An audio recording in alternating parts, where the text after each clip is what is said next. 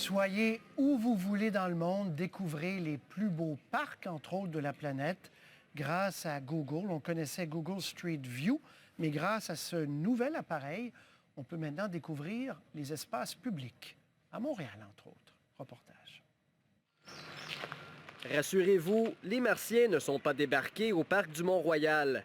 C'est un photographe à l'œuvre avec l'équipement Google Tracker. Ça vient directement de Google et c'est un peu le même principe que les voitures qui font la captation d'images pour Street View. L'appareil est justement utilisé là où la voiture Google est incapable de circuler. Contrôlé avec un simple téléphone intelligent, ces 15 caméras mitraillent le paysage.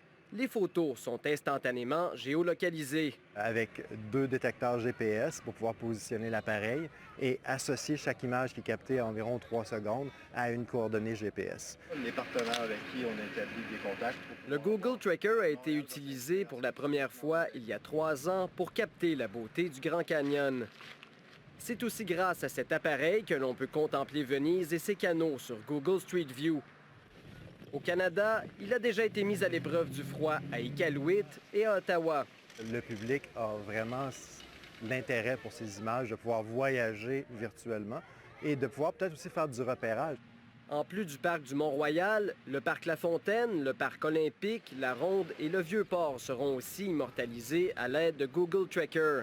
Une façon de mieux positionner la métropole comme destination touristique urbaine et verte. De découvrir les parcs, d'aller à la Ronde, ça nous permet de découvrir un Montréal qui est accessible puis qui est beaucoup plus, dynamique. Mais avant d'en arriver là, Jean-François Galipeau devra marcher pendant plusieurs heures avec cet équipement de plus de 20 kilos sur les épaules. Un peu plus lourd que mon sac photo habituel, mais c'est ça, on va voir à quel point je suis en forme dans quelques jours. Les grands espaces montréalais feront leur apparition sur Google Street View au cours des prochains mois. Ici Olivier Bachand, Radio-Canada, Montréal. Je vous observais, vous êtes presque jaloux parce que vous aimez bien marcher. Tout ça. Oui, Vous avez bien fait ça, vous. on part en randonnée, allez hop, on apporte l'équipement, pourquoi pas.